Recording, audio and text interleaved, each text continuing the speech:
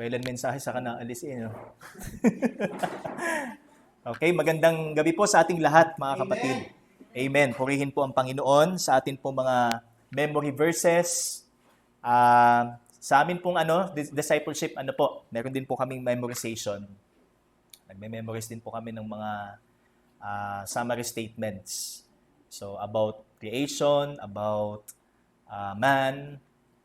Meron po kasi doon sa material na ginagamit namin, summary statements, para siyang summary noong event. So, which is also, kapag na-memorize po natin yung lahat, kapag nasa memorya po natin yon, so para na rin tayo nag-present ng gospel. So medyo mahaba lang siya kasi 40. Pero yun po yung gospel from the Old Testament.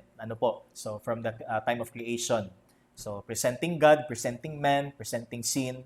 So lahat Kaya nakakagalak po yung discipleship, nakakatuwa po. At kalooban po ng Diyos ay mapagdadaanan din po natin yan. So, mababahaginan din po natin ang ating mga prospects na ma-disciple po natin sa darating na panahon. Okay? Salamat po sa ating Panginoon. So, ngayon po ay dadako po tayo sa ating exhortation, and ang atin pong text na pag-aaralan po ngayong gabi ay yung akin pong memory verse. So, that is Hebrews chapter 9, verse 27. So, samahan niyo po ako sa aklat ng Hebreo, Kabanata 9, talata 27. Sa Tagalog, sa English po is Hebrews 9, verse 27. So ito po actually ay pinaka-launching text po natin dahil meron pa po tayong ibang mga talatang titingnan about sa atin pong topic ngayong pong gabi. So, consistent po sa ating theme, na the gospel concepts as viewed by an evangelist. So, na-enumerate na po natin, yung tinatawag nating 8 gospel concepts. So, ito po yung pang-apat natin, and that is death o ang kamatayan. So, tingnan po natin sa Hebrews 9:27, and just as it is appointed for man to die once, and after that comes judgment. Purihin po ang Panginoon. Tayo po'y madalangin. O Diyos, salamat po muli sa gabing ito. Salamat po sa pagkakataon na inyo pong salita ay mahayag at ito po ay minsan pang marinig namin sa amin pong mga buhay. Tunay na ito po ay kayamanang hindi mahihigitan ng anuman dito po sa lupa. Ito po ay hiyas na walang kasing ganda, Panginoon. At ito po ang tanglaw namin sa bawat hakbang na aming gagawin, Panginoon, sa buhay na ito. Kaya patuloy, O Diyos, Ikaw pong mangusap sa bawat isa sa amin na maabot po ng iyong salita. Ikaw pong patuloy na pumatnubay sa amin sa tulong po ng Santong Espiritu. Patuloy po na mag-convict sa amin pong mga nagawang kasalanan. Patuloy po na magpaalala sa amin regarding po sa aming obligasyon bilang inyo pong mga anak, na kami po ay maging tagapagsalita ng inyo pong mabuting balita.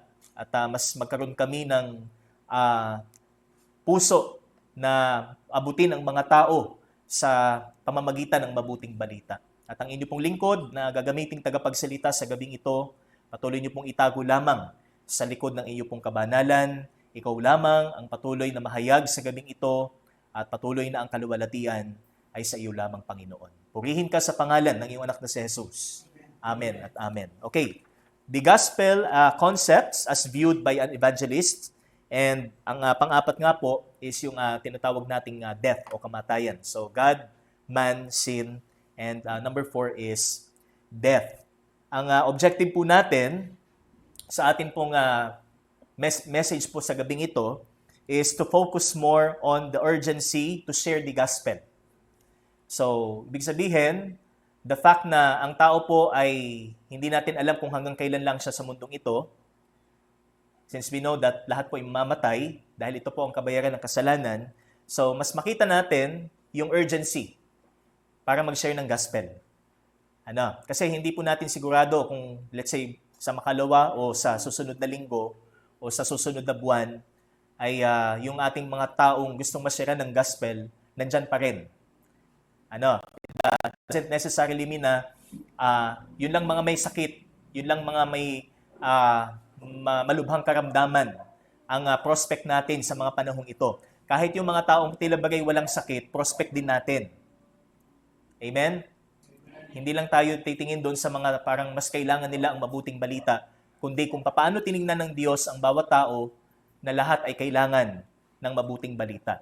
So kahit sila ay nasa tugatog ng tagumpay, kahit sila ay nasa kaabalahan ng kanilang buhay, katanghaliang tapat ng kanilang buhay, kabataan, so lahat sila nangangailangan ng mabuting balita at ang kanilang kamatayan ay hindi natin alam kung kailan darating. Bagamat ito ay tiyak na darating. Kaya to focus more on the urgency to share the gospel since death is imminent.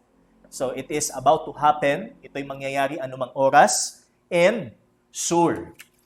So ito yung siguradong mangyayari sa tao dahil siya'y makasalanan. Ano po? Kaya ito po yung magbigay daan sa atin na mas magkaroon tayo ng puso na abutin ang mga tao sa pamamagitan po ng mabuting balita. So, naalala ko po yung isang drama. Actually, napagkwentuhan lamang po namin ito nung nakaraan through Sister Tere and Sister Dayan. So, kasi naalala ko po one time, nagkaroon po ng drama presentation sa ating church anniversary. So, naginanap po ito sa Cavite, sa Carmona. So, hindi ko tanda kung anong year yun, basta mga 1990s yun. Ano po? So, parang 1994 or 1995. So, doon po anniversary ang Herald at nagkaroon po doon ng parang drama. And ang kwento po ay tungkol sa isang Kristiyano na hindi niya ginampanan or naging negligent siya sa kanyang duty, sa kanyang mission na magbahagi ng mabuting balita. At dahil doon, so yung kanyang pong mga kaibigan, so sila ho'y nangamatay na hindi nakapakinig ng mabuting balita. Yung mga kaibigan nitong Kristiyanong ito. And one night, so siya'y nanaginip.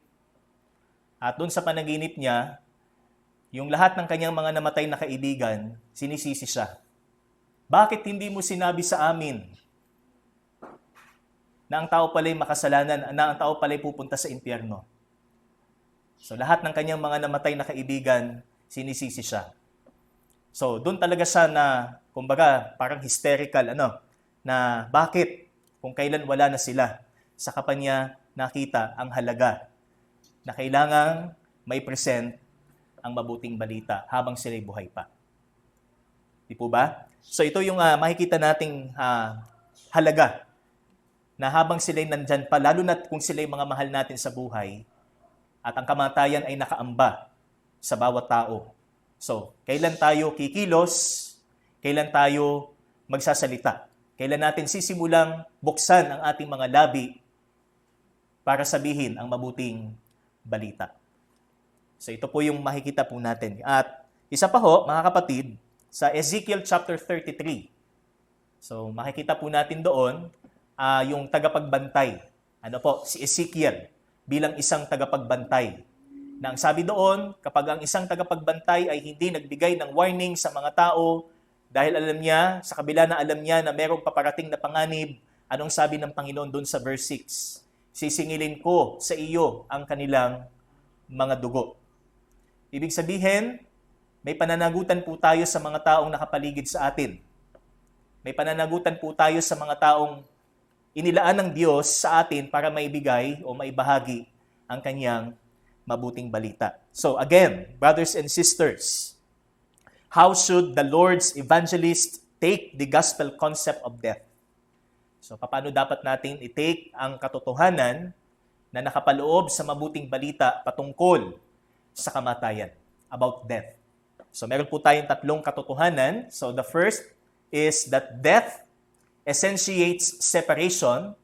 In other words, the essence of death is separation. Ikalawa po is death ensues judgment.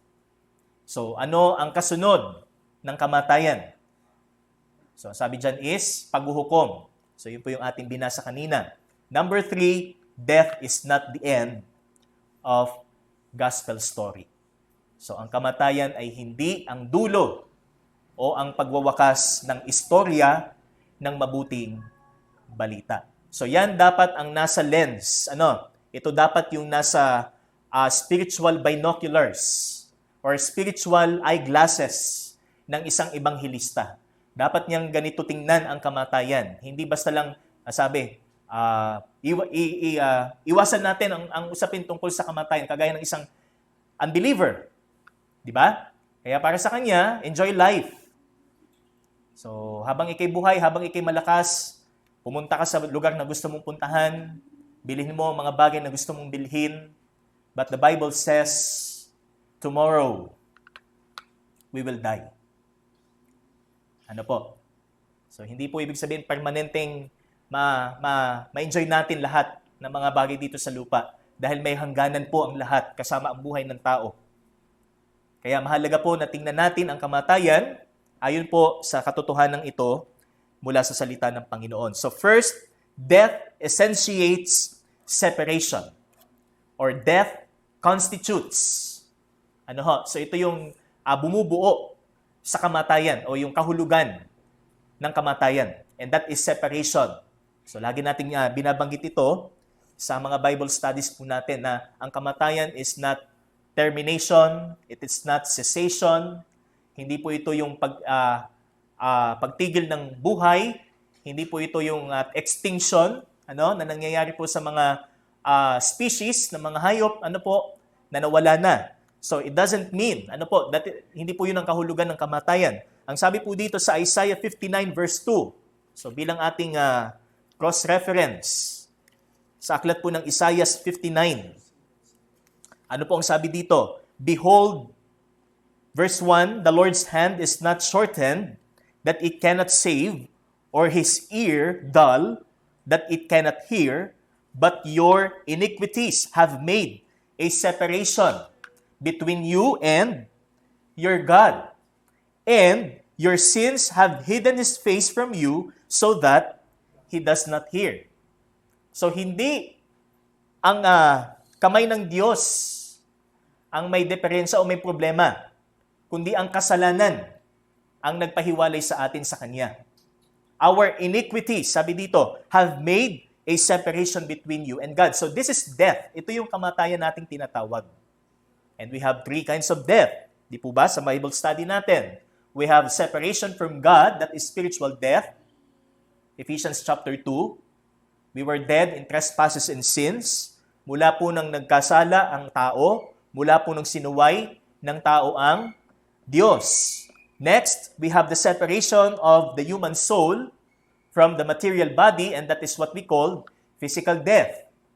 Ang kamatayang pisikal. At ang pangatlo naman is what we call the eternal separation from God, and that is eternal death. So lahat ng death na atin pong sinishare is separation.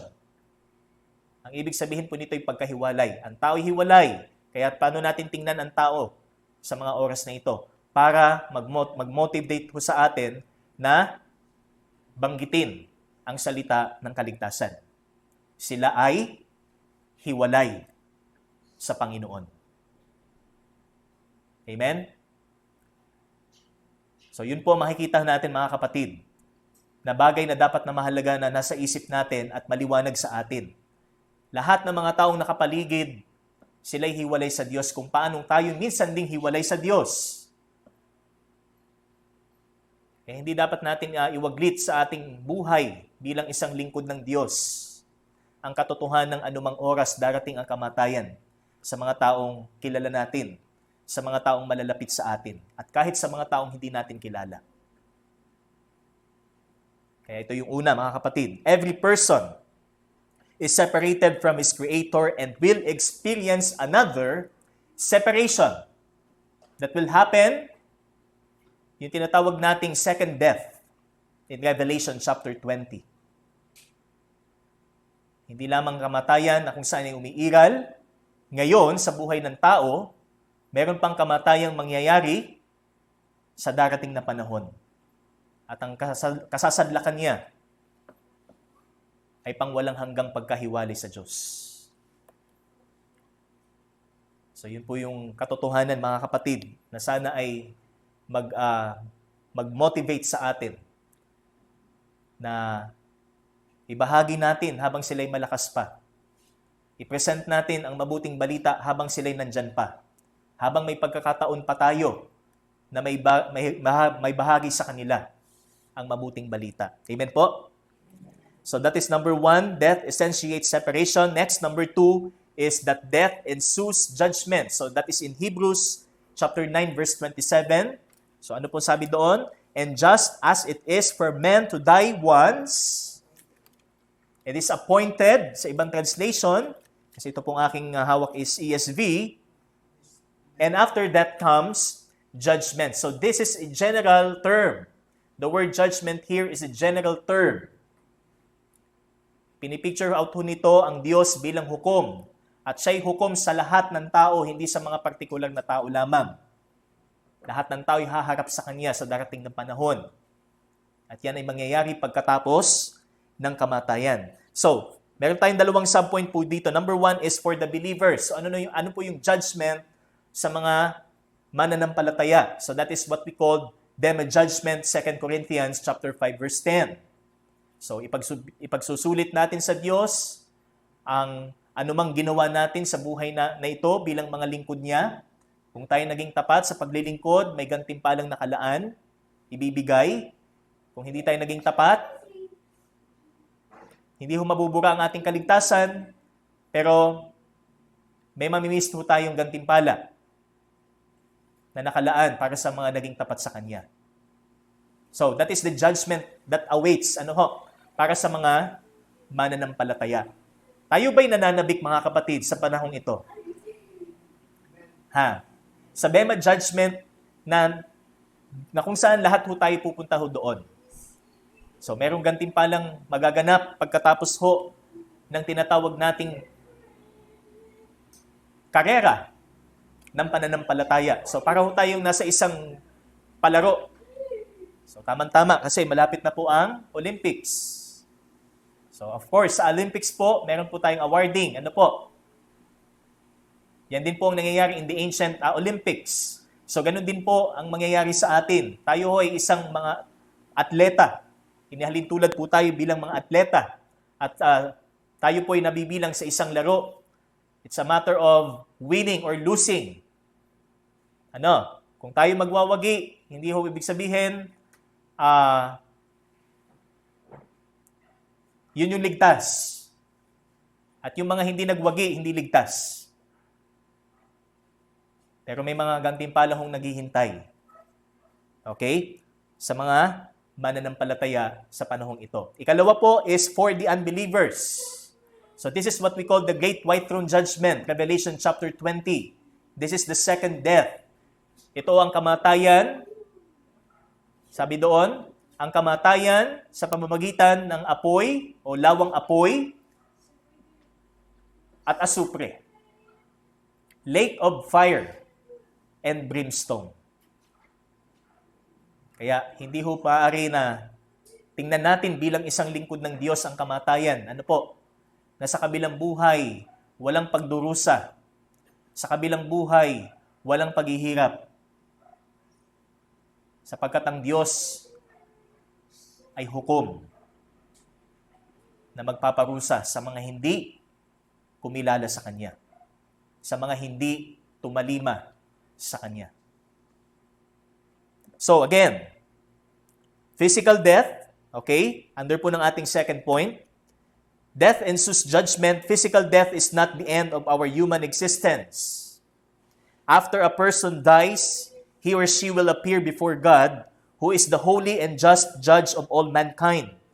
People who choose not to trust God or God's provision for sin will experience eternal death by being separated from God in eternal conscious punishment. Ang hindi nagtiwala, sabi dito, sa probisyon ng Diyos para sa ating kasalanan will experience eternal death by being separated from God in everlasting conscious punishment. Naalala ko po yung text na binasa po ni Pastor Marlon nung Sunday yata yun, 2 Thessalonians chapter 1. Ano po? So yun yung ilustrasyon po ng eternal death, impyerno, walang hanggang paghihirap, walang hanggang init. Kung dito sa atin talagang nagrereklamo ho tayo sa init ng panahon, sa alinsangan, wala pa ho yan sa kalingkingan ng init ho sa impyerno. At ang pagdurusa na nararanasan ho natin dito sa lupa, wala pa ho yan sa kalingkingan ng pagdurusang maaaring maranasan ng isang taong walang relasyon sa Diyos sa impyerno. Ganito ba natin tingnan ang kamatayan para tayo mas maging masigasig sa pagbabahagi ng mabuting balita? O kagaya natin ng isang taong walang pagkilala sa Diyos na para sa Kanya, kailangan niya munang makuha ang lahat sa mundong ito. Kailangan niya munang maabot ang kanyang mga minimithi sa mundong ito bago niya isipin ang kanyang patutunguhan sa kabilang buhay. Kaya we learn in the Bible that we are facing God's judgment. Na ang lahat ay haharap sa Diyos sa kanyang banal na hukuman at walang sinumang hindi, sabi dito, mapapabilang, walang makakatakas sa hukumang ito. We cannot escape it on our own. Brothers and sisters. Kaya, yamang ang mga taong walang idea kung paano maligtas, hindi rin sila makakatakas sa hukumang ito ng Diyos. Ano ang gusto nating maghihintay sa kanila? Ang paghuhukom ng pahayag o ang judgment para sa mga lingkod ng Diyos? Ano ang gusto nating mangyari sa kanila? Sila'y parusahan ng Panginoon sa apoy na hindi namamatay o makasama natin silang gantimpalaan din ng Panginoon dahil sa kanilang tapat na paglilingkod sa Kanya. Again, we are facing God's judgment and we cannot escape it. Lahat po tayo. At ang mga taong pagmimisyonan natin, haharap sila. Kaya, since na alam natin ang daan, alam natin ang lunas, alam natin ang susi patungo sa kalangitan, ano ang ating gagawin? Ito po ang susi. Ito po ang gamot, ang mabuting balita. Okay? Do you believe this, brothers and sisters? That death ensues judgment. Hindi lang ang kamatayan mo is para sa iba ay may tuturing na success. Kung sila'y nabuhay ng maayos, kung sila'y nabuhay ng mabuti sa paningin ng mundo. Hindi ho katagumpayan ang kamatayan. Remember that death serves as the what we call the transition mula sa temporal na kinalalagyan po natin patungo sa walang hanggan. Hindi po ibig sabihin na kapag namatay ang isang taong mabuti, mission accomplished. Kailangan niya makilala ang Panginoon bago niya talagang masabi na ang kanyang buhay sa mundong ito is mission accomplished. Kagaya po na sinabi ni Apostle Paul, I have finished the race. I have fought the good fight and I have kept the faith. Number 3, death is not the end. So this is the comforting part. Okay? Ito yung nakakapag bigay ng kaaliwan sa atin, encouragement, that death is not the end of the gospel story. Romans 6:23, for the wages of sin is death. The punctuation mark there is not a period but a comma. Hindi yun nagtapos ang statement sa salitang kamatayan. But it says, but the gift of God is eternal life through Jesus Christ our Lord. That's why death is not the end of gospel story. Hindi bilang isang lingkod ng Diyos. Pag sinabing ang kamatayan ng tao, hihintayin pa natin ang kamatayan bago tayo mag-share. Sana wag sanang ganun. Ano po? Saka lang tayo magbubuka ng bibig pagka funeral na. Funeral service. Huwag sanang umabot doon. Yung mga sabi dito, it is not the end of the gospel story. Di ba? Kung paanong sinabi ng Biblia, ang kaloob ng Diyos ay buhay na walang hanggan. So yan po yung ating susunod, ang Panginoong Jesus. But, okay? But, the wages of sin is death, Hindi po tayo iniwan ng Diyos sa kamatayan at sa kaparusahan. Kundi, nandun po ang provision, ang grace ng Diyos upang tayo ay maligtas mula sa apoy. Ang sabi po ni Martin Luther King, kung kilala po natin sa ano po, so hindi po ito si Martin Luther. Magkaiba po si Martin Luther and si Martin Luther King Jr. So si Martin Luther King po ay isang activist. Pero siya po ay Baptist. So Baptist na naging activist. Siya po ay Black American at ipinaglaban po niya ang karapatan ng mga Black Americans noong pong mga 50s and 60s. So siya po ay binatay. In-assassinate po siya. Ang sabi niya, death is not a period that ends the great sentence of life, but a comma that punctuates it to more lofty significance. Death is not a blind alley that leads the human race into a state of nothingness, but an open door which leads man into life eternal. So sabi ni Martin Luther King, kasi siya po ay Baptist, preacher. So ang kamatayan po ay hindi ang tuldok, o ang katapusan, kundi ito isang comma that punctuates it to more lofty significance. So ito yung magdadala sa atin sa mas mahalagang estado, which is yung eternality or yung eternity, walang hanggan. At ang kamatayan po ay hindi isang iskinita, sabi dito, a blind alley that leads the human race into a state of nothingness, kagaya ng paniniwalang Ebangeliyon, di ba?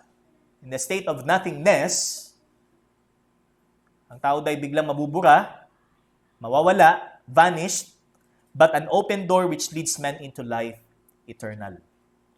Ito'y nagsisilbing tarangkahan, passageway, patungo sa buhay na walang hanggan.